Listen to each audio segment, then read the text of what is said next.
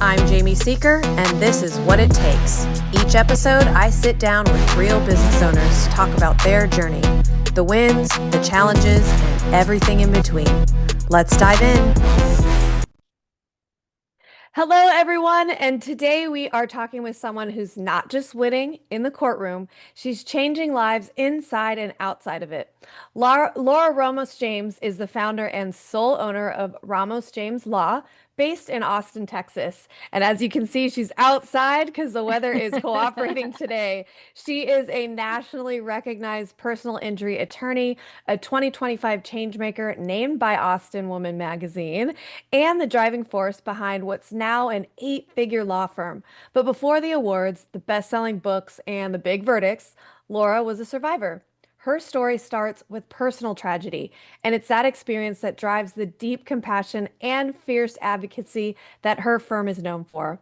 She's not only one of the most sought after lawyers in Texas, she's also a mother of two, a thought leader, and a champion for undeserved communities. And in this episode, we're getting into the real stuff, the early days of building her firm, what it's like leading in a male-dominated industry, and how she approaches business with heart, grit, and smart strategy. Laura, we're so excited to have you here on the show today. Yes, thank you so much for the invite. I'm super excited. So you've built this incredible practice, but take us back. What pulled you toward law, and how did your own personal injury shape the kind of lawyer that you wanted to become? Yeah, so I guess it all started when I was 3 years old. I was attacked by a German Shepherd.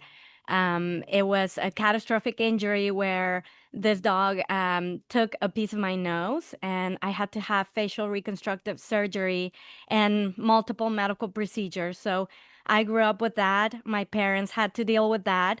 And this dog belonged to some family friends, and they didn't warn us it was there. They didn't warn us it was dangerous. They didn't properly restrain it. But there was always the implication that my parents should have done something. And so that kind of ignited in me, even at that age, the feeling that, someone needed to stand up for what was the right thing and what actually happened and the truth. And I always wanted to be a lawyer. I didn't necessarily, so young, put two and two together that, oh, because this happened to me and my family went through this. That's why I want to do it. But I always wanted to, just have that yearning for trying to help people that are wronged and are trying to find justice. So I grew up, became a lawyer. And I wanted to be a litigator. I wanted to be in the courtroom. And initially, I started doing personal injury, but on the defense side, because I wanted to, I wanted to be doing trials, and that's how I felt my passion was going to be fulfilled. And soon enough, I discovered that I actually aligned more with victims and survivors. And then it all came full circle. I belonged across the table with people that, that had been through traumatic experiences like my own. And, others were making implications or saying they were not that hurt. They were at fault themselves. And so that's when I really discovered that I needed to be a personal injury lawyer, and that's what I do for a living now. Wow. Isn't it cool though? I do feel like life does kind of prepare us for our calling or our gifts that, that we end up if we let it, right? Not that doesn't that's not everybody's story, but I think it's really cool hearing how experiences like that lead to, what ends up happening later on in life, and I think it gives you that unique perspective as well. And I knew that there were so many things experiences that when I was looking at you coming on, that I just identified with. And I want to talk about that as well. Like, Austin's a pretty competitive market for law too. What made you think, oh, I'm going to build something unique here, and different? And what did those first few years look like as well? Yeah. So I went to law school I went to Baylor Law School, and that's in Waco, a couple hours away from Austin. And through law school, I had internships in Austin, and I just fell in love with it. I knew that this, everything about it really resonated with me, like the ability to be outdoors. People are very warm and welcoming, and it's not pretentious. It's very laid back, and it's in Texas, so there's a big Hispanic presence. And so everything about it made it so that I wanted to be in Austin ultimately. But when I started practicing, life took me to South Texas, and that's where I began my career. And when I decided to make the switch and become a personal injury attorney, I had an opportunity to reconnect with a former mentor that I had interned for when I was in law school, and he was here in Austin. And he basically connected me with another lawyer who was looking for someone here in Austin, and that was amazing. I decided to move away from South Texas, come to Austin, and I didn't start the practice right away. I actually worked for a couple other firms, and I had no point of view at that, or no perspective at that point of like, oh, the market's competitive, but I'm gonna join it anyway. Like I was not thinking about that. I just wanted to be a plaintiff's personal injury attorney. And that's, once I was in Austin, and then once I decided to open up my firm, then it's like, well, it isn't gonna be a walk in the park, but I'm here already. This is the place I call home, so let's figure it out. That's awesome. And you actually ended up scaling to an eight-figure firm. I mean, that's not a small feat for, any small business, let alone, somebody who's going into this just wanting to practice law, like you said, you weren't trying to go out on your own. And I think that's a really important part of the journey too, is just getting into the industry, paying your dues, I call it, learning. And I spent a decade of my career before even owning a business. Some people are entrepreneurs right away and get to, go on that journey. But I think a really important part of my career and my experience was getting to, just work in the industry, learn a lot of those skills and all that kind of stuff. So, what financial decisions or strategic hires helped you to grow sustainably without losing control? Before a financial decision, it was intentional, the intentional act of thinking, or deciding rather, do I want to be a solo practitioner, or do I want to create a team and be a part of a team? Because there's a million ways to peel the banana. You can make excellent, you can do really well financially if you are a solo practitioner. I know, solos who are millionaires many times over, but also there's different ways to do things as a team. And I was feeling like the way that I was going to reach the community and like the need that existed was not going to be by myself. There's not enough of me. The need was there. And I enjoy collaboration more than I enjoy, just operating as a solo. And so I figure there has to be people out there that share my drive, my passion, my mission, wanting to practice as a values-based law firm. And I was right, thank God. There are people out there, people who have joined my team. So I guess first was the mindset, or rather deciding which route do you want to go, and then putting your effort toward it. Um, Financially, what that meant was, figuring out that it was going to be ebbs and flows. Like I was going to have to acquire a lot of cases, and it's going to be hard for a while I don't have someone else helping. And it's going to be an investment, and it's going to be a really expensive investment if it doesn't work out right away, because attorneys are expensive, staff, legal staff is expensive, overhead. For a while I was working. I really started working out of my living room with my laptop, so I was paying rent to nobody. But eventually, I started having more than I could handle, and decided that if I found the right people, it was worth taking that risk. And I started small. I didn't start hiring a lawyer right off the bat. I actually hired a college student that I trained to be a legal assistant and help me with things like sending letters, going to the mail, running errands, and things like that. And then little by little, the need kept growing. Then I hired a part-time paralegal. Then she became full-time. And then, at some point, it was time for an attorney. And that's basically the financial decision that led to. Once there was the first lawyer, I just replicated that, over and over, like kept growing and then adding staff and resources. Oh, what a great model I think that is. And it's not necessarily, I think when you talk to entrepreneurs and people who are just like, go, go, go, go, go, it's really much more of a ready, fire, aim, approach to just getting to the next phase and making that work. But it sounds like it was very strategic and planning and staying within your means and I love that. There's a lot of similarities there too. With my journey, I identify for that. So I think a lot of listeners will too.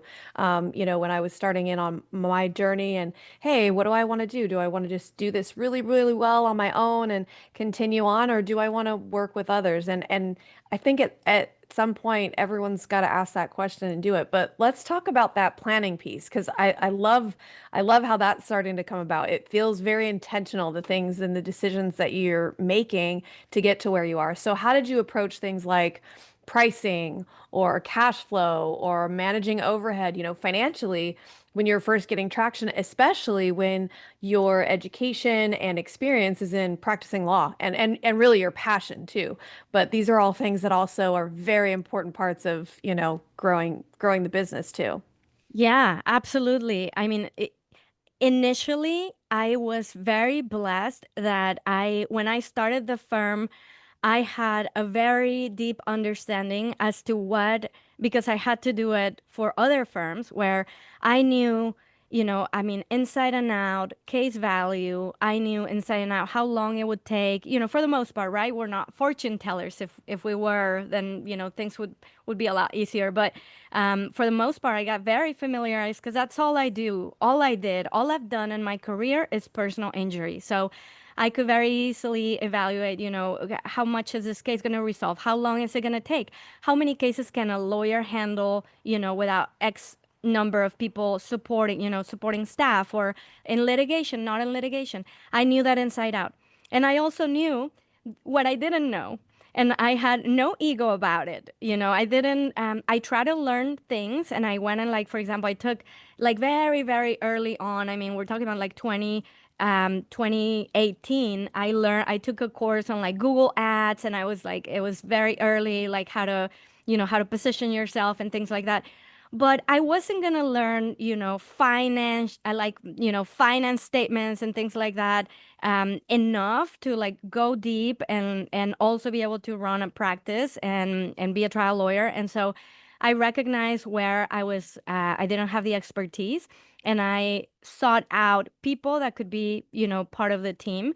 One of those people is my husband. It's someone I relied on. I very early on also, got somebody to help us with, with our books and things like that. So I didn't try to reinvent the wheel. I don't even think that if I tried now, I would be successful at it. I think you have to know where your strengths are and your weaknesses. And so I just got people on board that complemented the strengths I had. That is such a good point. And not everybody really thinks about that part of it is I love how you said you knew that you what you didn't know. Like you're very just own it. Hey, I think some of that mindset, especially when you're sitting in a leadership seat and a decision-making seat, problem-solving seat, everybody's looking at you to have all the answers. And sometimes the best thing to say is, you know what? I'm probably not the right person to do that. Let's just look at somebody who does, who has these skills, these passions. This is where I want to be. This is a space I want to live in and really kind of fight for that. I think that's a tough thing to do as, somebody in that position. So what do you think in your opinion, what do you wish more service-based entrepreneurs understood about financial health and reinvestment in their business? Because you talked about those things and how you did it. So what do you wish more people sitting in that seat would really truly grasp? Yeah, I definitely think you have to have a basic understanding. So I'm not advocating for like, oh, I just don't know this. Someone else will do it. I'll just pay them. And many times you don't have money for that, right? Like I started my law firm with very limited funds. I didn't have, large investments or savings or resources. And I was very conservative to where my money went. But I'll give you an example. Like to create our logo, I am not a graphic designer, but my sister is. So I asked her to do it, and in exchange, I reviewed a contract for her. So if you, just get creative, I guess. If you don't know something, recognize you don't know it, look for help, but do try to understand, have some basic understanding because I think many people, or a lot of people do get in trouble when they just completely abdicate. I mean, it is your business. You do have a responsibility. I mean, some people have been stolen from because they just completely delegate like signing checks and the books and all that to someone else without any oversight at all. But do look for people who that's their strength, their expertise, and ways to be able to afford something like that in your business. Right, that's a really good point too, because we're not talking about, the pendulum swinging over to the way other side that, oh, I have nothing to do with this. I don't know anything about that. That's their job. No, at the end of the day, it's your name on the company. It is the buck stops with you. So there does have to be some basic understanding. That doesn't mean you have to do everything. You definitely need to be involved in some part of way. The buck stops with you. But we're not saying, you know, you have to be the one because there's not enough hours in the day. There's not enough skills that you can, hone up and all that kind of stuff. So that's a really good distinction to say a lot of that. But you're also known for being heart forward, and you talked about that a little bit in saying you wanted to hire other people and build a team that was value based and shared that with you. So how do you balance that empathy with the hard financial realities of running the business? Because you do have to make decisions based on, like you were saying, the case value and things like that. So how does that wrap into the business side of things? Yeah, I mean, there's probably a couple of books that could be written on just on this topic alone, right? I mean, it's an art because I mean, everything from taking a phone call. Someone has decided that they want to talk to you and maybe bring your case, and maybe it's not a good fit and you're not going to be able to help them.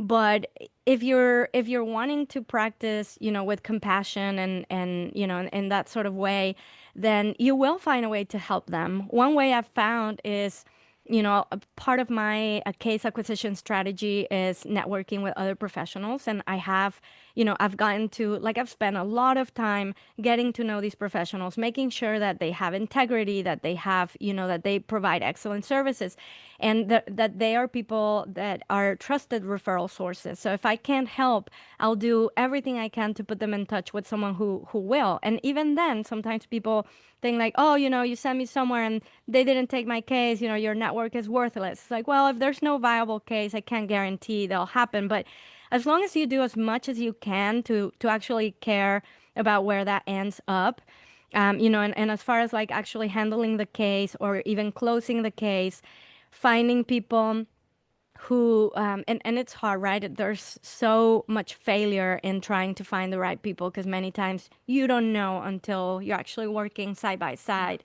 whether the values are shared and whether they see eye to eye, on certain topics. But you do want, I think, very importantly, to identify that your team members have those shared values and goals and aspirations, and try to help you pursue those things together, and that you're aligned. And yeah, it's going to go anywhere from like, making tough business decisions to, I mean, to the wins and like sharing the upside that, that also is gonna go hand in hand with that. Yeah, that's good. And you're a mom, an author, a firm owner. How do we talked about balancing business and empathy. What about prioritizing your energy and time? And like you feel very much planned out, strategic, systematic in a lot of your approach. Have you done things like that holistically, like in the other areas that you're involved with to help you stay grounded, or talk to me about that? That is, that's probably one of the toughest parts of my journey that I have decided that, I've heard somewhere else, I'm sure you have too, where working women say, oh, you can have it all, just not at the same time. I reject that. You can Same. have it all. You can have it all at the same time. But you know what? You just have to know there's going to be guilt. You just have to know that there's days that you won't be able to get to your kids. There's days that you won't be able to get to emotion at work. I mean, you just will not have success at all times. Things will not be perfect, which is tough for people like me. I don't identify myself as a perfectionist, but my husband says that all the time. He's like, you're a perfectionist on certain things, and it's tough to see that many times things don't work out the way you start out your day thinking, oh, I have this podcast, for example, and like yesterday, and then like your kid's sick, yeah, you have to cancel. The day's not gonna look like the way you thought it would, but you just have to be okay with that. It's tough. I mean, there are, nights of like, just staying up all night, or like, just blood, sweat, and tears, just crying your heart out because you couldn't get to something. But also to balance that, there are rewards that, are just endless daily. I mean, everywhere you look in your profession, at home. So, I mean, I wouldn't trade it for anything. I don't think there's a right or wrong answer. You can do things however they work out for you. My own journey involves, like I said, a lot of like it's a balancing act, a lot of feeling like a failure, but also a lot of feeling just like full of like in every fulfilled, like in every aspect of my life. So who knows? It's not for That's everyone. That's great. And I think you're right there. It isn't for everybody. But this takes us to our signature question. We ask this to every guest.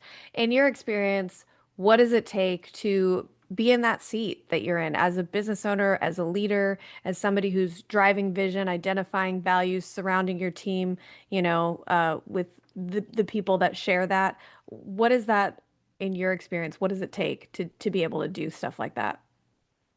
So I don't think it's one thing.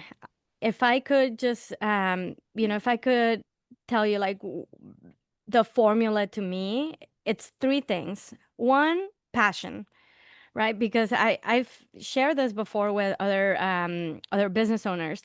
I think there are so many profitable opportunities, that one can pursue, but if it's not your passion, if it's like, oh, it's really profitable to own, I don't know, a printer manufacturer, like if you make a lot of money and like the margins are really high and whatnot, the months are going to go by, years are going to go by, and you're just going to burn out, and you're not going to be able to have anything sustainable because it's not your passion. Like, you don't like fucking printers. And sorry, for my language, but it's the truth. Like, if you love something, if you have the passion for it, then you will be able to do it for a long period of time. I mean, hopefully forever. I mean, that's my goal at least. And then perseverance, because it's not a 1 day thing, a 1 month thing, a 1 year thing. It's daily, consistent investments, consistent sacrifices, staying at it and making basically incorporating habits that help you pursue that. And then, passion, perseverance, and then I actually already forgot what the third thing I was going to tell Because you. you're so passionate about it. Too passionate about it. But I, Um, I think those two are very good. Passion and perseverance are two very good things because you can have one and not the other, and it's misguided or misdirected, and you can have another and kind of wander because you don't have that heart in it.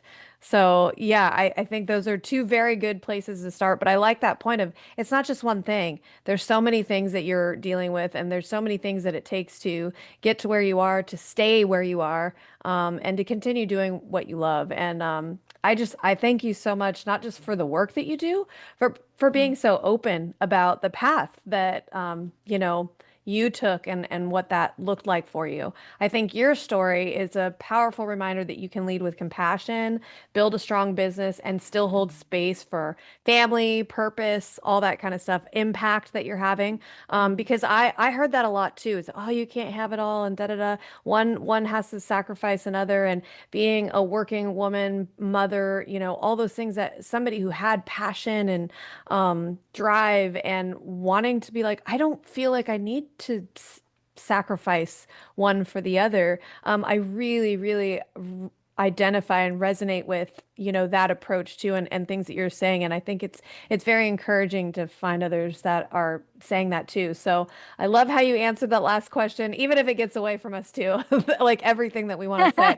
Because at the end of the day, we know it's not just about starting a business. It's about staying in it, you know, um, for the long haul, for the right reasons. So those two, passion and perseverance, are really good. So if you're listening and you're on that journey, I hope this conversation inspires you to lead with purpose, just like Laura.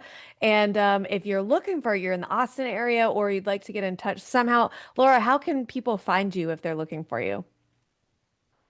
Yeah, very easy. Our website is ramosjames.com, but if you just want to Google, you can type in Laura Ramos James or Ramos James, and we're across all social media platforms, so you'll find us anywhere you look. Great. Yeah. And we can put those all in the show notes as well. So thank you so much for listening. And Laura, thank you so much for being here. And we will see you next time. Thank you for having me. Would you or someone you know like to be featured on this podcast? Our applications are now open. Apply today at seekersolution.com and click on the podcast link to get started.